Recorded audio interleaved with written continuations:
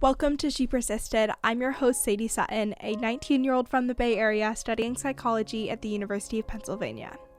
She Persisted is the teen mental health podcast made for teenagers by a teen. In each episode, I'll bring you authentic, accessible, and relatable conversations about every aspect of mental wellness.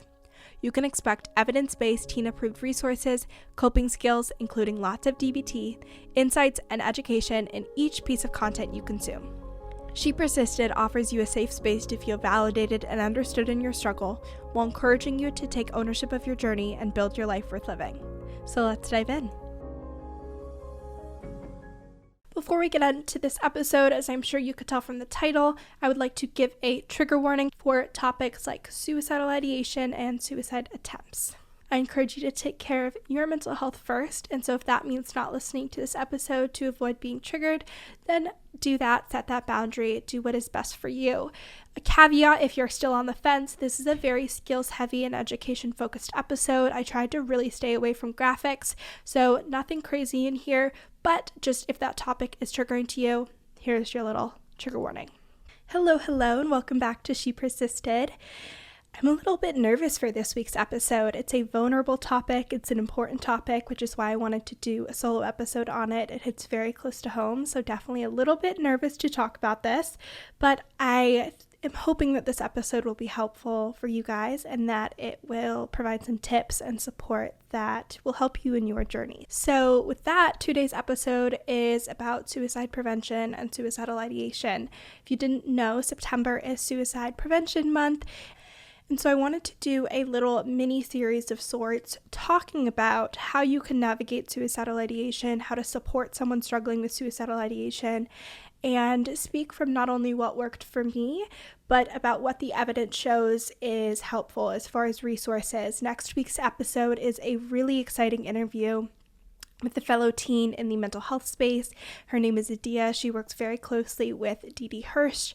She is actually one of the people that picks up the phones if you call 988. So we talk about what happens if you call 988, what to expect if you ever call a hotline or a helpline, what questions they ask, some common tips that she gives that you can help implement. It's just an amazing conversation. And we talk a lot about the evidence and the research in the suicide prevention space, the do's and don'ts, all of that kind of stuff. And it's a very helpful, amazing episode that I've never seen anyone do in the podcast space before. So I'm very excited about that.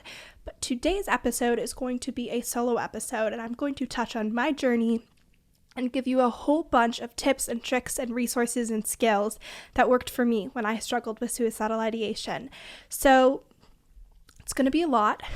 I also wanted to give a trigger warning at this point. I am going to touch on my journey. I'm not going to go into any graphics or any details. This is going to be very skills heavy, very resource focused, because I think that will be what will be most helpful without triggering anyone or adding fuel to the fire, if you will. So to begin, to give you a little bit of background, when I started struggling with depression, I was not struggling with suicidal ideation. I noticed I began to get suicidal after my first or second hospitalization, when that kind of hopelessness set in. And I would say it was kind of tied to having an understanding of what I was experiencing. I was struggling with depression. I had a lot of emotions that were very overwhelming and big and difficult to navigate. And on top of that, I wasn't really feeling a difference in these emotions, feelings, diagnoses, etc. I was trying a lot of different things. I was doing outpatient and inpatient and DBT and all these different things, but I wasn't seeing a shift in my mood or my ability to cope. And so with that lack of improvement, I started to feel a sense of hopelessness. And if you've heard me talk about my story before, you know that I talk about those 2 years of treatment at home with a now increased sense of nuance, which is that I didn't believe that I was going to not be depressed, which again, the hopelessness was there. I didn't think that I deserved to be happy. My self-esteem was so shot, and I was going to all these resources, whether it was inpatient treatment or outpatient therapy or group therapy, but I didn't believe it was going to work. I didn't think I was deserving of getting better. And so just like manifesting, I feel, is the best way to explain this. If you don't believe something's going to happen, it's not going to happen. And that's true if you're training for a marathon or pursuing a degree or getting better at a skill. If you are so sure and certain that it's not going to work, it probably won't. And that was true of my recovery, especially in the early days. So I was really hopeless. I felt really overwhelmed, and I started to experience suicidal ideation. And that went on for probably a year or 2 years. It culminated in a suicide attempt before I went to 3 East. And when I noticed a shift in this symptom presentation being suicidal ideation, it was when I decided that I was no longer going to have suicide as an option on the quote-unquote back burner in my life. I realized in a therapy session at McLean that the way I operated through any challenge, whether it was a difficult emotion or a therapy appointment or a tough conversation with my parents, anything and everything in my life, there was always this voice in the back of my mind saying, well, you know what? If it gets really bad, there's always this option. Or if things are just really terrible, it's okay. I don't have to experience that. And keeping that on the back burner came at a huge deficit to me because I wasn't invested in my progress. It was always like this, like 1 foot out the door, 1 foot in the door, like if this works, great, but also whatever, because there's this other option.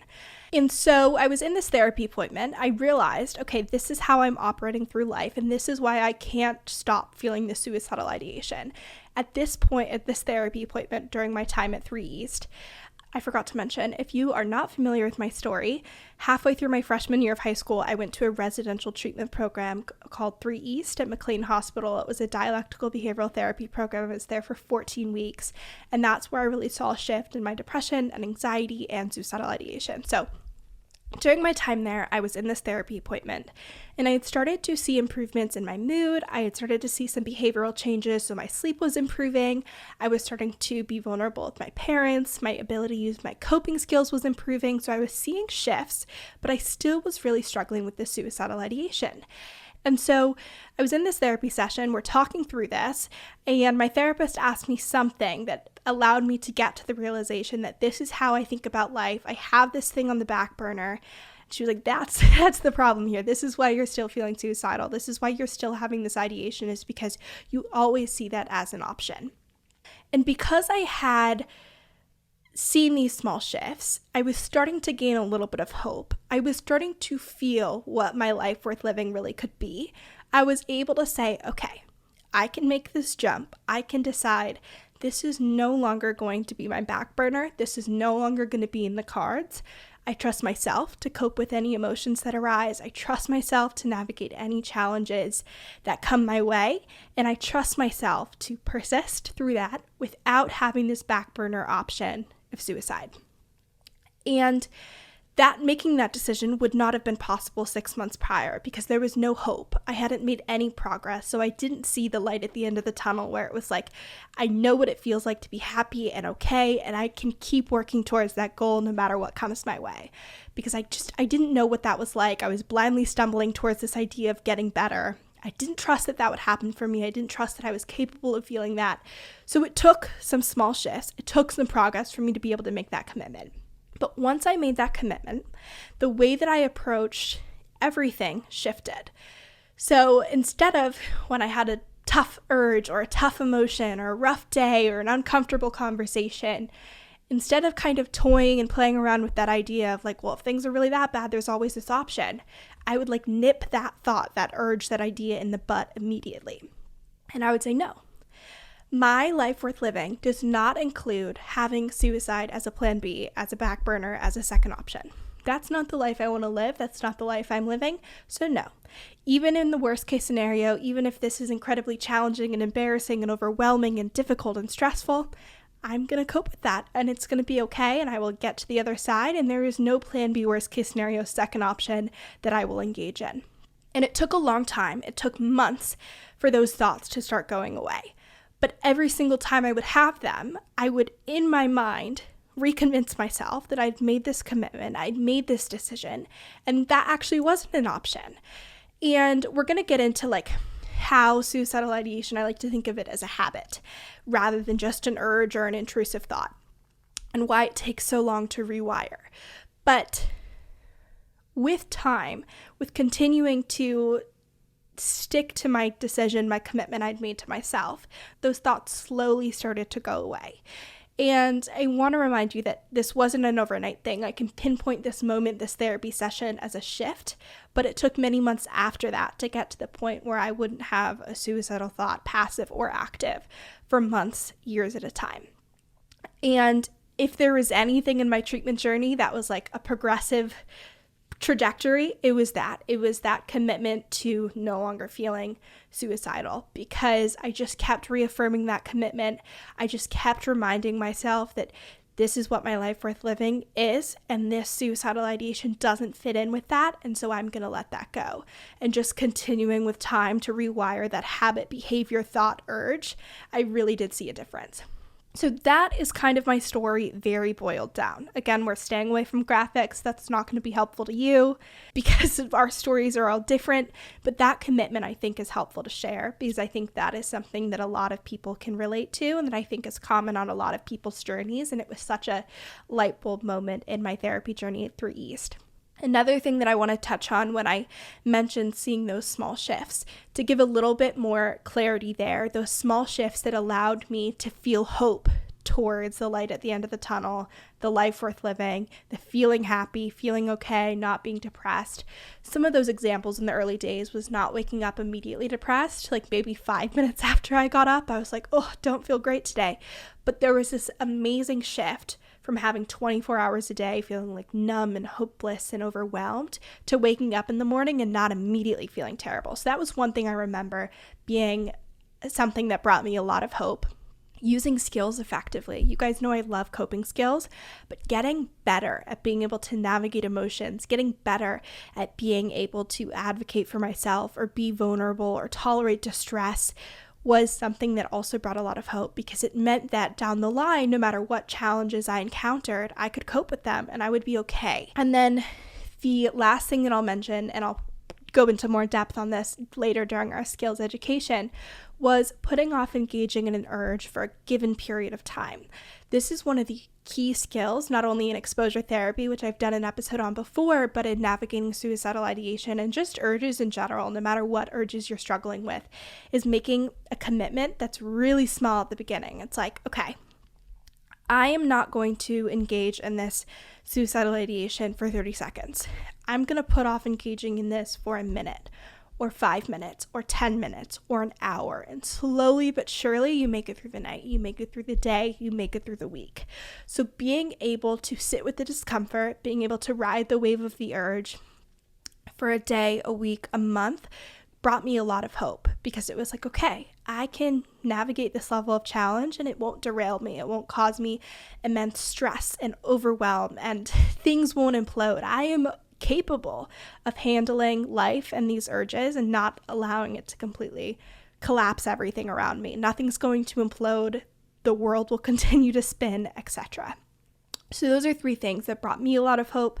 They will probably be different for you, but getting clear on what those things are, whether you write them down on a list, maybe they're always front of mind, is really helpful in giving you a destination that you're working towards and being able to stay true to that commitment. And all of those things I feel like are pretty reasonable. Using a skill, putting off an urge, having a moment throughout the day when you feel a little bit more okay than you normally do. None of those are insane, like, oh, I'm gonna run a marathon and that'll give me hope because I can do anything. Like, no, it's baby steps, baby goals, and those brought me a lot of hope. So the next thing that I want to touch on is some little things that I've learned during my time at Penn in my psychology classes that I think are helpful to keep in mind if you're struggling with suicidal ideation. They put things in perspective. They remind you that the thoughts going through your head aren't always true. So the first is that as human beings, we are really flawed in our ability to predict how things pan out. And you're probably like, of course we are. We can't predict the future. But when you ask people, in 10 years, how important will this test be? How important will this relationship be to me? How much will I love this band that I'm obsessed with right now? people predict that it will be like a 100% correlation. In 10 years, this will still be my favorite band. This test directly impacted the job that I'm at now. This relationship was so pivotal. We're now married with kids, etc. That is so not the case. When you follow people 10 years down the line and ask them, oh, how was that test? What about that band? What happened to that relationship? People are like, what are you talking about? That is so irrelevant to my current place of functioning in the life that I live, whatever it is. The point is that we are really, really bad at impacting how things will turn out. So whatever stressors are currently consuming you, whatever relationships are feeling difficult, whatever emotions are becoming overwhelming, it's important to remind yourself that when your brain tells you this is going to be so important in the future, this is night or day, it's life and death, everything is dependent on this, I promise you it's not, and the science backs that up. The next thing is a piece of wisdom that came to light on the podcast. I talk about this all the time. I'll link the episode in the show notes. It is an interview with Dr. Blaise Aguirre, who is one of my doctors at 3 East. Things really come full circle. But the idea is that life is impermanent and that impermanence will be on your side. Nothing lasts forever, at least at the same level of consistency.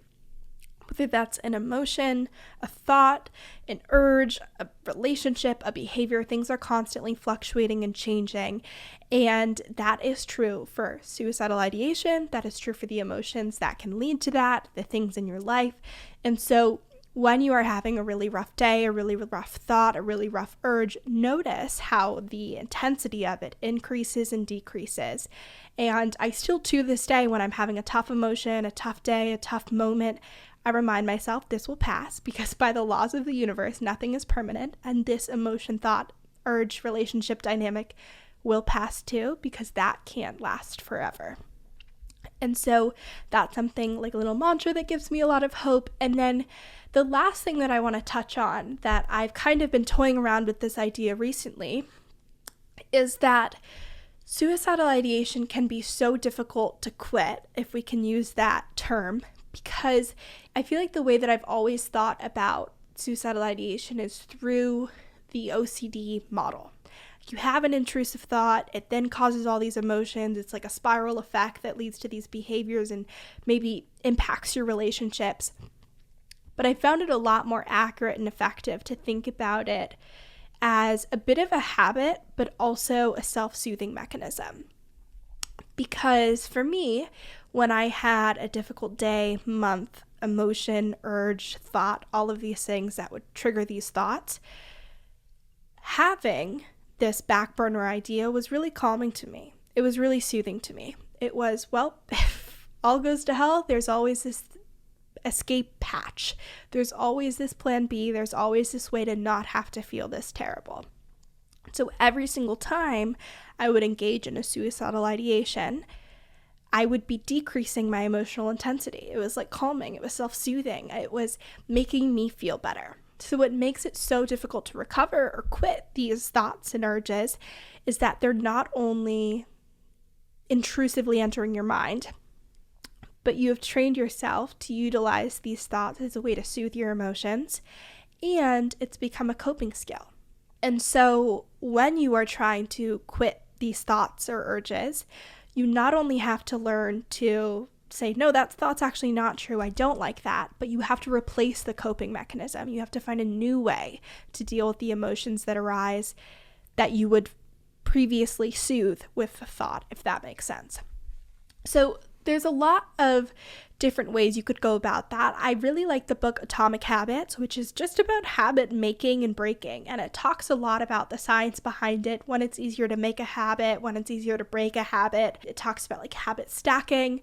Like, you could apply this to anything, whether it's your morning routine or trying to work out more, anything and everything. But I think this has a really interesting application to suicidal ideation, because you can think about every time you engage in a suicidal thought as reinforcing that habit and making it stronger, increasing that neural pathway. Whereas when you do that rewiring that I just touched on, where you're like, no, actually this isn't in my life worth living, and I don't agree with that, and this is not something that I want to entertain, you are not only breaking that initial habit, but you're building a new habit. And so that's another way that kind of helped me, was to like add some tallies to the side of making the new habit and take some away from this side. And it felt like I was making progress in the right direction, if that makes sense. Today's episode is brought to you by Teen Counseling.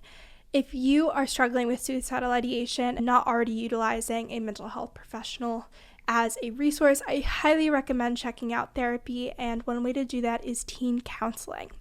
Teen Counseling is BetterHelp's branch of their company specifically for teens.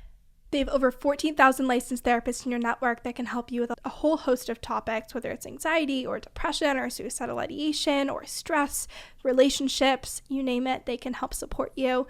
What you're going to do is go to teencounseling.com/shepersisted. You fill out a survey about what you're hoping to work on. You are matched with a therapist that specializes in that area, and then you can start working with them via talk, text, or video counseling, depending on what level of support you are looking for.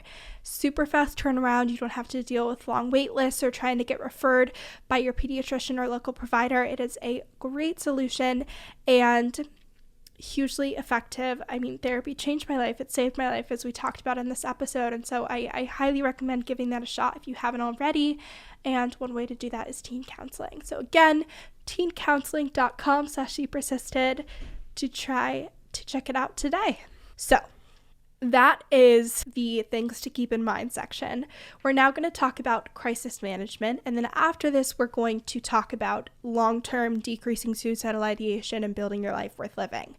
So a lot of dealing with suicidal ideation and suicidal urges is the crisis management. It's the moment when you're having this urge, when you're having this thought, and it's tolerating the distress in that moment. An important caveat to add before I give you these skills is that distress tolerance skills only stay effective if we only use them in moments of extreme distress.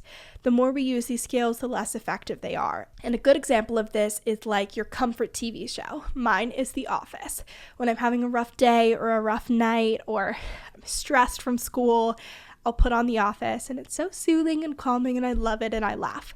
But if I watched The Office 24 hours a day, every single day a week, it wouldn't be calming. It would be like background noise. It'd be white noise. Maybe it would get even annoying. So we reserve these skills for when our emotions are really bad so that they can maintain their effectiveness and help us when we really need it. So the first skill that I want to give you is the STOP skill. This is from the distress tolerance module of DBT, or dialectical behavioral therapy, and it is an acronym that stands for stop, take a step back, observe, and proceed mindfully. Most of the time, I think of the stop skill through the lens of anger or an argument or maybe sadness or anxiety, where if you're super anxious about something, you would stop, you would leave the situation, you would work through that anxiety and then re-enter it. But I want you to think about it from the perspective of an urge. So if you have a thought in your mind, it's like an intrusive thought, and you're like, wow, this is a suicidal ideation that has just popped into my brain, and now I'm feeling some distress about that.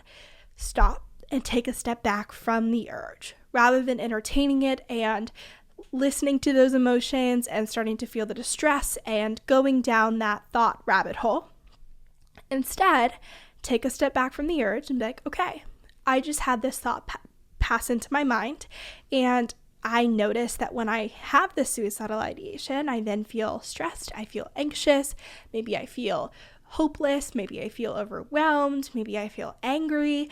Whatever emotions, observe those, and then decide how you want to proceed. And if it was me, the way that I would proceed is doing that thought rewiring, which we just touched on.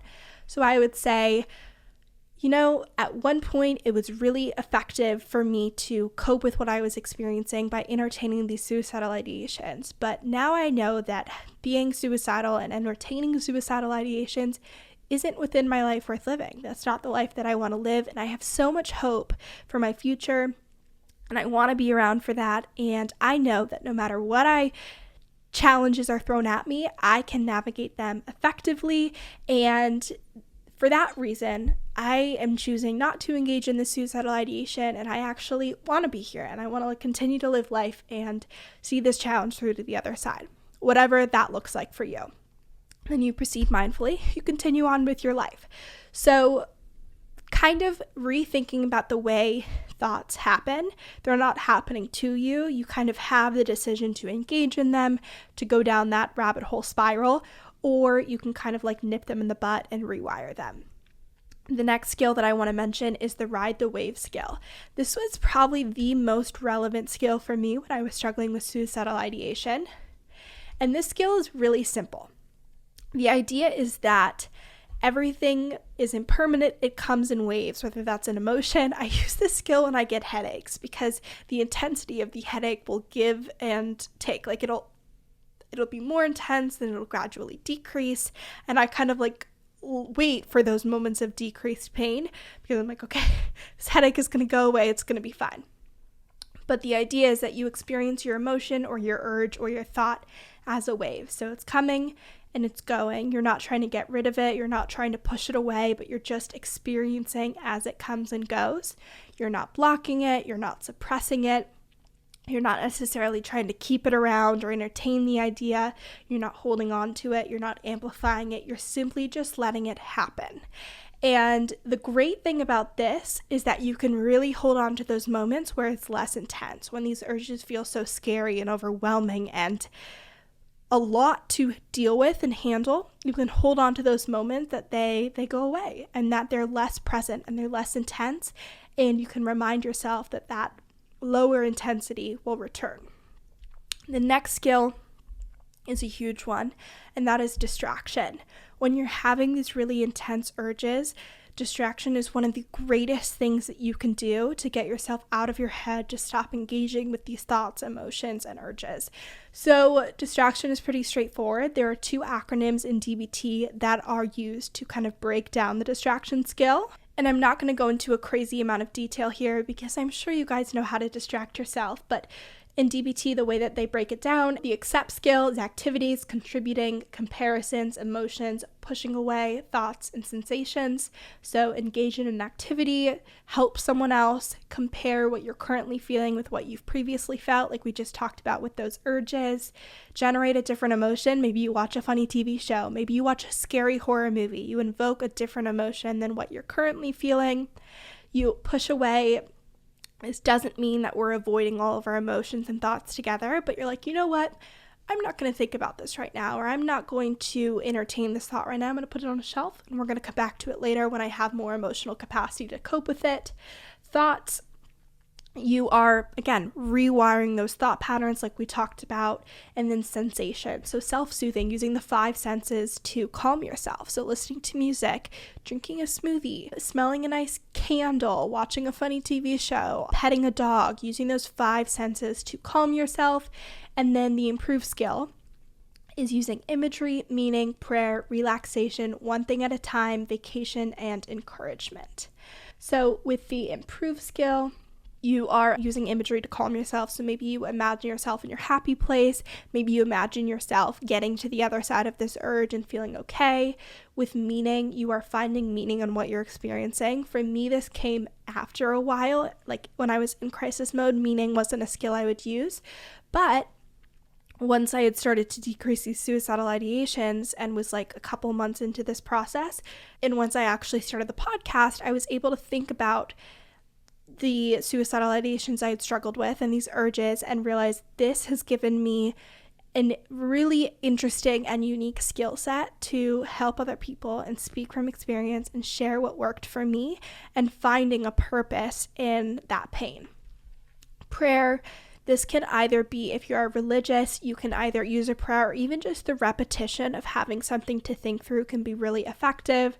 Relaxation, do things that relax you. Again, you can use the self-soothing 5 senses. One thing in the moment, you are doing one thing, you are being mindful. So if you are, I don't know, I'm going to go back to drinking a smoothie. You are just focusing on the sensations, the taste, rather than also having your mind be somewhere else with an urge and being overwhelmed and watching a TV show and having a conversation. You are just breaking it down to one thing in the moment and getting through that one moment. Vacation, you are either physically or mentally taking a vacation from the emotional distress. So maybe you imagine you're somewhere else, maybe you take a walk, you take a break from what you're experiencing and then revisit it, again, similar to the stop skill. And then encouragement, this is like a little pep talk for yourself. You're like, I will get through this, it will be okay, this too shall pass, this moment won't last forever, etc. We talked about self-soothing. The next thing is the pros and cons scale. This was another really big scale that I used when I was struggling with really big suicidal ideation. I remember doing a pros and cons when I was in the hospital, hospitalized for suicidal ideation. And the idea is that you pros and cons living, which if you've never been depressed or never struggled with suicidal ideation, you're probably like, what on earth are you talking about? But if you are really struggling and that is actually a decision that you are making, it can be really effective to have a list and get really clear on all the reasons to stay here, all the reasons that you love your life, all the things that you look forward to, all the reasons to stick around.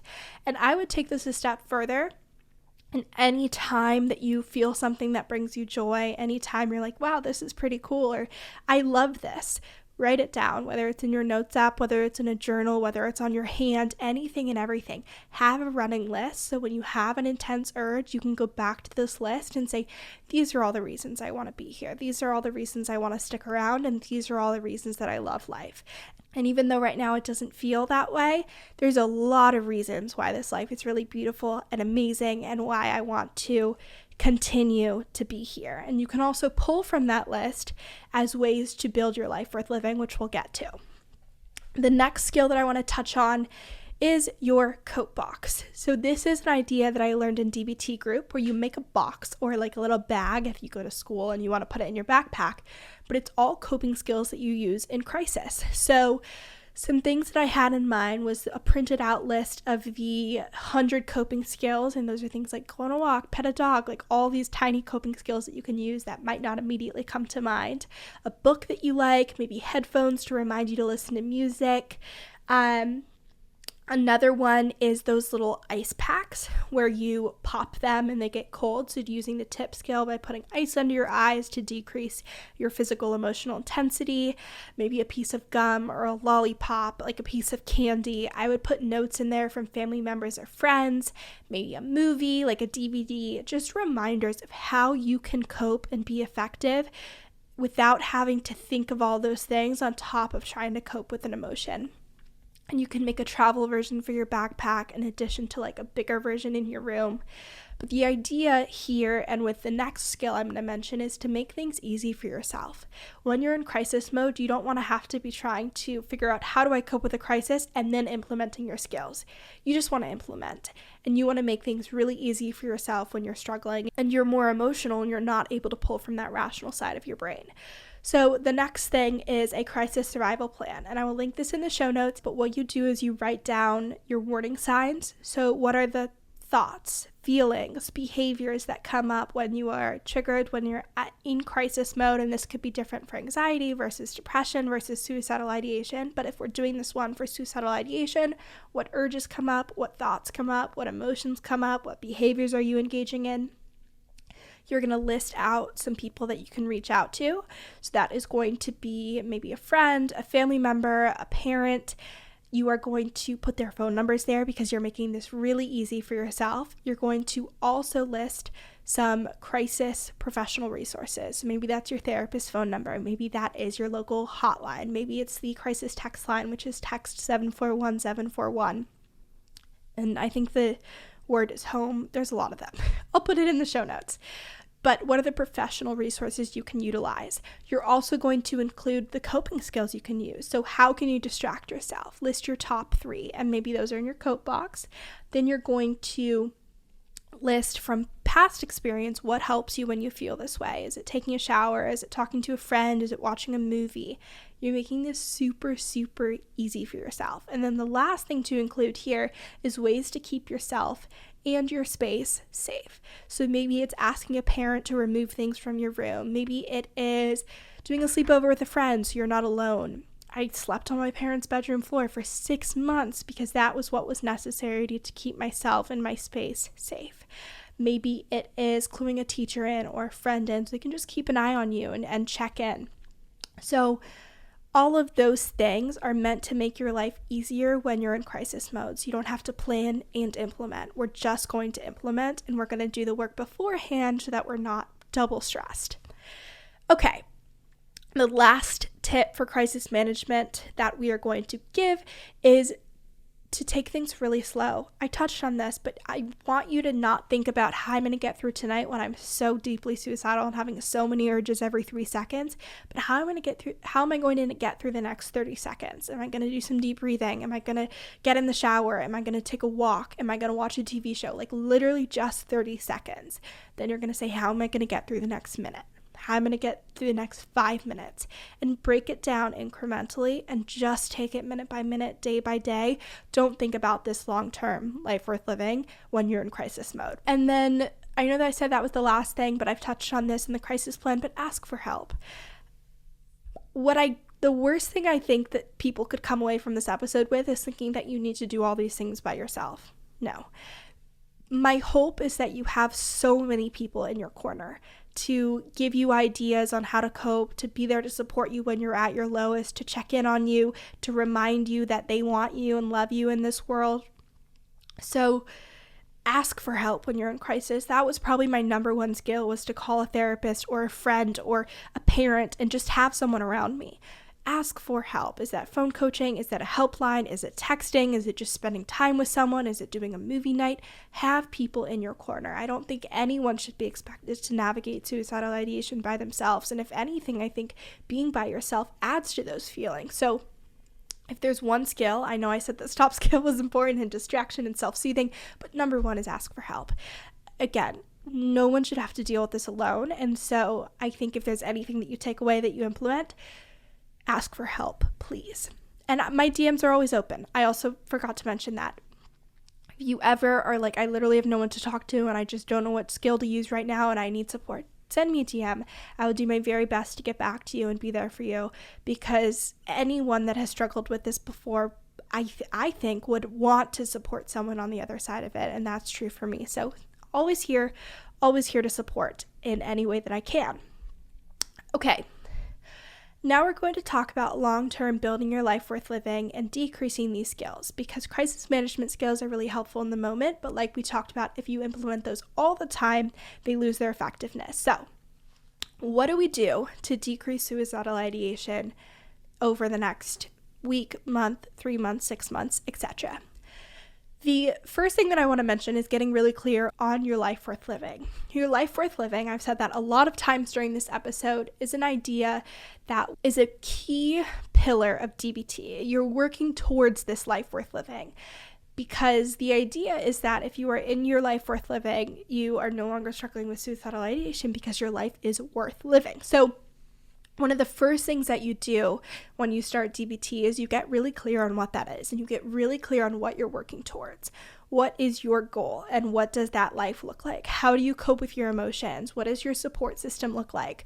What does your daily routine look like? Can you actually engage in school and feel passionate about what you're learning? Do you have healthy relationships? What are your hobbies? How do you spend your free time, etc.? Write that out. Maybe you draw a picture. Maybe you put it in your notes app, and you remind yourself again and again and again, this is what I'm working towards. Because when you're abstractly kind of pursuing this goal of getting better, it can be really discouraging. It can cause you to feel really hopeless, especially if you don't identify emotionally with that concept. If you're like, I don't remember what it feels like to be happy, so how can I possibly work towards that goal? That was something I struggled with so much. So get really clear on what this life would look like if it was worth living, and start making incremental steps towards that point. And when you do get into that crisis mode, remind yourself, this is the end goal. I've already made so many steps towards getting to that point, and this is why I'm going to keep going. The next thing that I want to mention here is routine. So routine is something that is really common across the board when it comes to mental health. If you've ever been in a treatment program, they are really big on routine. It's like you get up at this time, then you take your meds, and then it's breakfast, and then we do this group therapy, and don't forget we have this 1 hour of room time. And that's the same whether it's like an outpatient, an inpatient, a residential, a therapeutic boarding school. They're really big on schedule. And I'm sure there's logistical reasons for that with staffing, but routine is also shown to be really important for mental health and have really positive impacts on mental health. And I felt this firsthand, but the research also backs this up. So there's 3 reasons that I want to give you to implement a routine. The first is that decisions can increase stress. And when I wrote this down on my bullet points, I immediately thought of Steve Jobs and his like black turtleneck, and he didn't want the stress of like, or the mental expenditure of like choosing an outfit in the morning, so he's just going to wear the same thing every day. Like, that's not really what we're going for here. But trying to decide in the morning, like, okay, am I going to make eggs and bacon or cereal and get my nutrients in when you're consumed with like stress and suicidal ideation and depression? That's a lot to add to your plate, and the end goal there is just to get nutrients in your body so you're not more emotionally vulnerable. So if we can just decrease that stress and take that out of the equation and have a routine that you stick to, you're not adding more fuel to the fire, and you're not adding more emotions when you're probably already very emotionally sensitive and reactive and overwhelmed.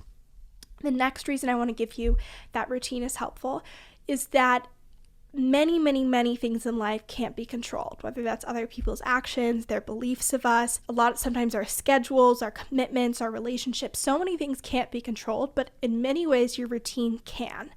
And so because of this, if you can have a consistent routine that you stick to, you can garner a sense of calm, a sense of reliability, a stability, and this is a game changer when your emotions and your mental health don't provide that. So for me, I have a really consistent routine that I stick to. I get up, I wash my face, I brush my teeth, I do my skincare, I do my makeup. If I'm wearing makeup that day, I do my hair, I get dressed, I make my bed, I make my coffee, which I look forward to every day. And then from there, it's kind of up in the air. Maybe I have class, maybe I'm working out, maybe I'm meeting a friend, maybe I'm studying, not really sure what happens. But then at the end of the day, I come home, I shower, I put on my skincare, I do my hair, I put on my lotion, I put on my pajamas, I watch a TV show, I read before bed. And that morning and end, those bookends of the day are really consistent. All of those things within the routine are really calming, they're really reinforcing, they bring me a lot of joy, and I can count on them. They're very grounding for me. So if you can have these little things in your life that bring you that reliability, that stability, and that calm throughout your day, it can be a huge game changer with regards to your mental health. The last thing to add about routine is that it helps you stay on top of behaviors and habits that are really important for your mental health, which will gradually improve your baseline. So in DBT, there's an acronym called PLEASE, which helps you decrease your emotional vulnerability by staying on top of your physical health. So you are treating physical illness, you're eating balanced, you are avoiding mood-altering drugs, you are getting enough sleep, and you are exercising in a balanced way. So you are decreasing potential stress and dysregulation that could come from not eating enough, from drinking too much coffee, from skipping taking your meds, from not exercising so you don't have any endorphins, from being sick and being so physically depleted, all of these little things that could make navigating emotional situations worse. You're trying to avoid that from happening. So for your routine, you're not only giving yourself the sense of calm and stability, but if you have a morning and night routine with what you're eating, so like in the morning you have your cup of coffee, and then you have these 3 nutrient-filled breakfasts that you choose from, and after school you come home, then it's dinner time, and these are your 4 favorite dinners that you choose from throughout the week, you are solving for being hangry or emotionally overwhelmed from not getting enough food or nutrients. Same thing if you have this consistent morning and night routine where you wake up at the same time every day, you go to bed at the same time every day, you're solving for getting enough sleep and not being emotionally overwhelmed from that. Again, another example would be meds. Maybe for me, my med time is at night and it's built into my routine so I never miss it. And if I do miss it, I notice I'm like, something's missing, something feels off, what did I forget to do? You are avoiding potential emotional dysregulation that could come from not taking your meds. So if you stay on top of your routine, you are also staying on top of behaviors and habits that are important for your mental health, and over time, that improves your baseline. If you want to get better about building habits, Atomic Habits, it's such a good book with so many applications to mental health. I highly recommend. And it's like a normal book. You've probably seen it all over TikTok. It's not like very heavy and dark and all these crazy things. It's just about building habits and improving your routine, and it's a great resource. The next thing that I want to talk about is emotion regulation. While the distress tolerance skills are helpful in crisis, emotion regulation is what will help decrease these suicidal ideations long term. And so one skill that is really important here is accumulating positives. we just touched on this in your morning routine, but having things that improve your mood and make you happy and make you joyful allows you to add to that pros column that we talked about. So if you are having a really bad urge and you are having a thought where you're like, I have nothing going for me, everything sucks, you go back to that pros column, you go back to these positives that you've accumulated, and you say, you know what? I have all of these things that make my life worth living and all of these things that make me really happy. So it's not true that I have nothing going for me and nothing to look forward to, because I have all of these things that bring me joy. And long-term, accumulating positives and planning moments of joy, it decreases the distance between your highs and your lows and increases your emotion regulation. Some other things that are important to implement but are hard to boil down and tell you how to do on a podcast is healthy relationships, having good communication with your loved ones, and having people that care about you and support you and want you to be okay. Therapy or treatment is really, really effective and helpful, especially dialectical behavioral therapy when it comes to suicidal ideation. It's proven to decrease it, and there's a lot of studies that back that up. And so if you have noticed you're having these thoughts, try and find a DBT therapist near you. Try and see if they can help you decrease these emotions and feelings, in addition to trying these coping skills when you're in crisis mode. Then the last thing is having structure and commitments.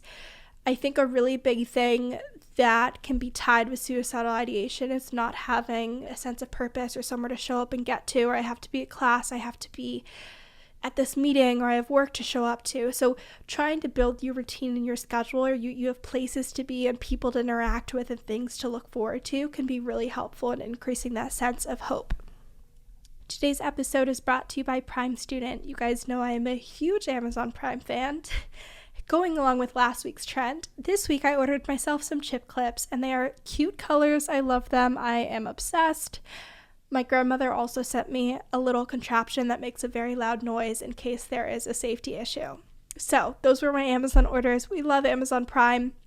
If you are a college student, you can get Amazon Prime Student, which is at no cost for the first 6 months. After the first 6 months, it is 50% off the normal price of Prime. With Amazon Prime, you get free shipping. It's super fast shipping, like a couple of days turnaround. And with Prime Student, you also get access to LinkedIn Premium, Grubhub Plus, Course Hero, Student Universe discounts, a free Calm Premium subscription, and so many other partnerships that have been created with students in mind. It's an amazing deal. I'm obsessed. Again, use it on a weekly basis, as you just heard. So if you would like to check out Prime Student, you can go to primestudent.co/join-student. Again, that is primestudent.co/join-student, and you can order Atomic Habits, which is what I recommended in this episode. The last section of this episode is listener questions, and there's a lot, but I'm going to try and go through these really quickly to try and touch on some topics that I didn't already mention. The first one is tips for feeling passively suicidal and how to deal with the recurring thought that you want to die, but you know that you're not actually going to hurt yourself because you can't hurt the people around you. So feeling suicidal without intent. So this is called passive suicidal ideation. Passive suicidal ideation is when you have thoughts of not wanting to be alive, but you don't necessarily have intent or a plan. And so the tips that I would give here is to start building your life worth living. It sounds like that life that you're operating in and working through isn't one that feels worth living. It feels like you have a need to show up for other people, or you feel like you should. You don't want to add that burden to other people. So I would get curious on how can you adjust your life to make it feel more worth living and more enjoyable and more hopeful. Is that relationships? Is that a routine? Is that a behavior? How do you feel navigating the challenges that come up? Is it your coping skills? Is it the people in your corner, etc.? So kind of rethinking that and working towards that goal and seeing if those urges shift as well. I would also say to anyone that is struggling with passive suicidal ideation to start really working on your support system.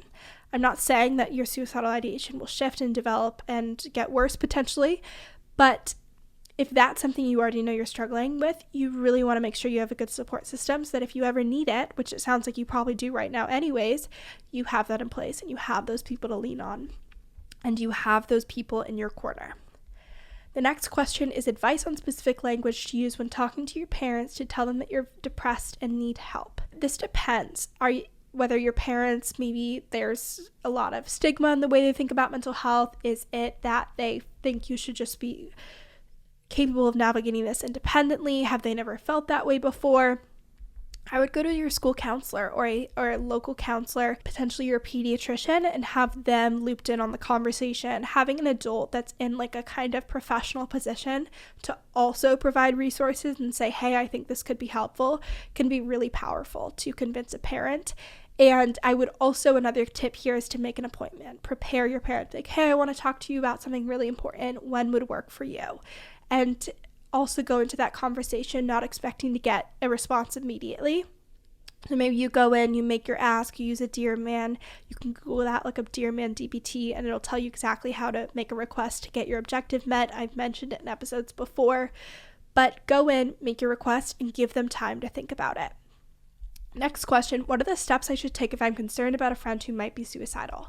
So as you will hear in next week's episode with Adia, there's a lot of tips there. You can call 988 if you have a friend or a loved one that's suicidal and you don't know how to support them. So that is one thing I would definitely mention. I would say first, make sure that your own mental health is okay. Supporting someone that's suicidal is a really challenging and emotionally exhausting thing. It puts a lot of pressure on you. It's very overwhelming and it can be very stressful. So I would make sure that you are in a good spot and you have the emotional capacity to support them.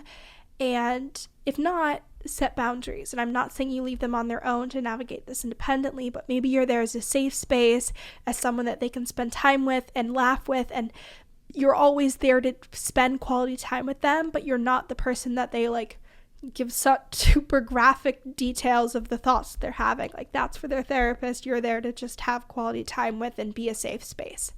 So depending on what level of emotional support you can provide, set those boundaries. Yeah, and try not to be judgmental, try not to problem solve, just be there as a listener. As we talked about in the episode with Michael Slepian, being vulnerable and sharing a quote-unquote secret, or just being vulnerable about anything that you don't talk about broadly, a lot of the times it goes a lot better than you think it will. Even if it's like a subpar response from the other person, you see that as a positive experience. That's what the research shows. So even if you're just neutral and you're like, wow, that's really difficult, I'm sorry you're feeling that way, the other person will see that likely as supportive and helpful and an overall positive experience. Next question, when does suicidal ideation become serious? So like I mentioned, there's a difference between active and passive suicidal ideation. Passive is thoughts without an intent, maybe something like, I don't really want to be alive, or I hate life. I mean, that's not really suicidal ideation, but like, I just would rather not be here, or things like that. Whereas active is with intent, whereas active is with a plan. It's kind of more fleshed out. And then the second thing there is with or without a plan. So is there a date? Is there a time? Is there intent? And when you get into the with a plan, with intent, that's when you would want to call 911, call 988 when someone is really at risk of being a harm to themselves and they need more professional support than you can likely offer. When they're in that passive camp, it's difficult because you don't want to see anyone suffering to the degree that they're feeling suicidal or they don't want to be here. And there's also kind of that acceptance of, okay, even though this is so incredibly painful, they're not necessarily a danger to themselves right now. So this might be a long-term something that shifts with lots of time and effort and conversations and skills usage. But there's not that quick fix, which is a difficult thing to grapple with. The next question is, how can family members of someone with suicidality support them? So again, you can call 988 if you're worried about the person, especially if they're getting into that spectrum of being more active and with a plan. The key things here are to be non-judgmental, just to kind of be there as a listening ear, create a safe space for them, make them feel okay and comfortable coming to you and talking to you if they need support.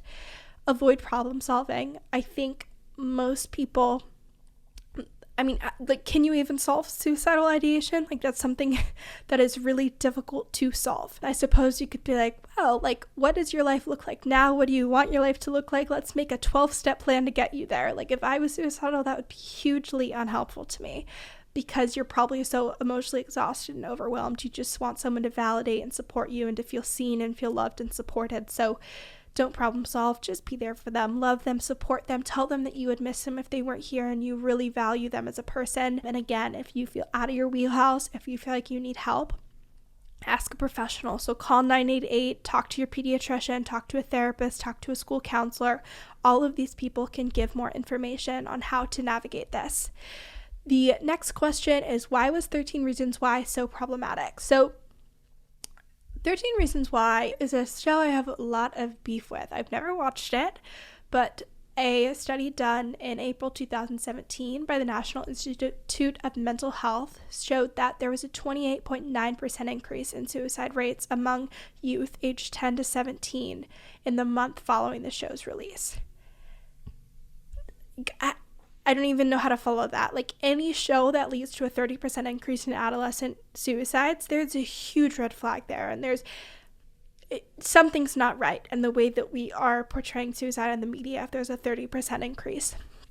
That just feels so not right and so not okay to me. And it's so saddening. And the National Institute of Mental Health, again, they say that it highlights the necessity of using best practices when portraying suicide in popular entertainment and across media.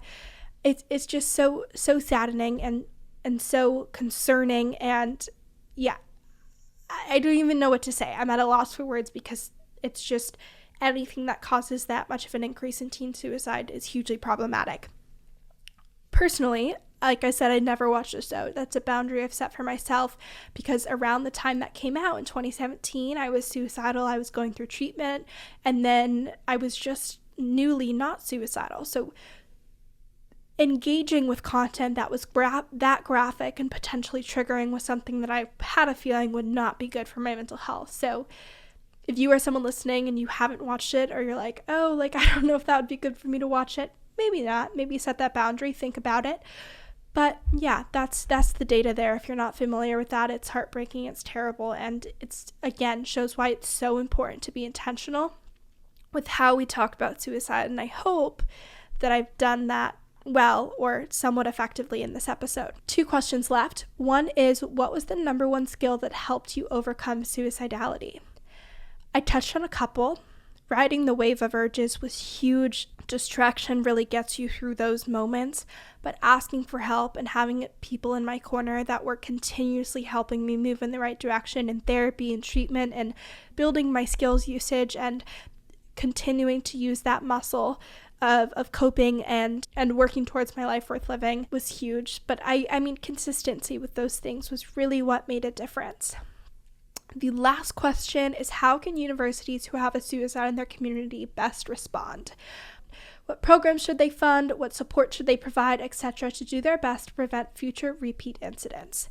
This is difficult because the data does show that when there is a teen suicide, there can be repeat suicides, or it can be triggering to other teens, and talking about it and bringing a lot of attention to it and glamorizing it can have negative impacts.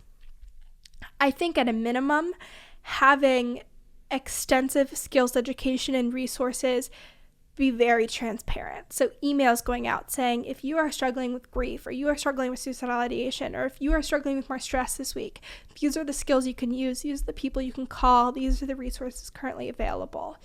I think getting really curious following such a tragedy on what caused this person to feel so overwhelmed and alone, and like this was the only option. Was it relationships? Was it the amount of stress they were experiencing? Was it unrelated to school? And like, whatever it is, getting curious and then trying to solve in the future. Does that mean changing the way that teachers schedule exams and tests to decrease the workload to not cause that much overwhelm? Does it mean providing more resources so people feel that there is an option or someone that they can go to when they feel that way? Yeah, it's hard, and there's not an easy answer, and I had a conversation about this in one of the mental health clubs at Penn last week, and the students that had gone to the events put on by Penn following student suicides weren't seen as very effective and very helpful. And so it's hard. Even if the best of intentions are there, it's not always received well. It doesn't always land. And so it's very difficult, but I think skills education and resources and transparency of how you can get help if you need it is huge. And then looking at how you can change the culture of the university if there were specific factors that led to that are some good steps to take. And getting curious, talking to students, talking to friends of that student, talking to peers, family members, and trying to not have any other students in that position in the future is a good place to start. So that was a lot. A very heavy episode, but I hope it was helpful, and I hope that you can come away with this with some really tangible ways you can support someone or you yourself cope with these emotions and urges if they arise. Hopefully they never do. Again, the best case scenario is that you never have to apply anything in this episode that you just listened to, or that you are never familiar with any of this. That would be amazing. And we live in a world where many people struggle, and many people in our lives struggle, and I would rather us be prepared and feel capable to support them than to be at a loss of I don't even know how to help this person and I'm just so overwhelmed. So I hope this was helpful. As always, if you found this episode to be supportive and informational and helpful, share it with a friend or a family member. If you have any questions or any thoughts after this episode, be sure to DM me. I would love to hear how it resonated, or if there was something you wish was said differently, or if there was something that wasn't effective. That it's really helpful feedback for me. And yeah, I will include a ton of resources in the show notes about hotlines and suicide prevention educational resources and awareness, and companies that are doing amazing things to help individuals that are struggling with suicidal ideation. And so yeah, that's it. Thank you for listening. I will see you next week for an amazing part 2 to the series with Idea, where we talk about what happens when you call a hotline, what to expect, some resources that she recommends, what she tells people when they call a hotline, so some skills that you can implement that they would recommend, and just generally within the suicide prevention industry, what is happening, where she sees that going, how we as a society can improve the suicide prevention work. Thank you for listening or watching. I really appreciate all you guys. And yeah, I'll see you next week. Thank you so much for listening to this week's episode of She Persisted. If you enjoyed, make sure to share with a friend or family member. It really helps out the podcast. And if you haven't already, leave a review on Apple Podcasts or Spotify. You can also make sure to follow along at She Persisted Podcast on both Instagram and TikTok, and check out all the bonus resources, content, and information on my website, shepersistedpodcast.com. Thanks for supporting, keep persisting, and I'll see you next week.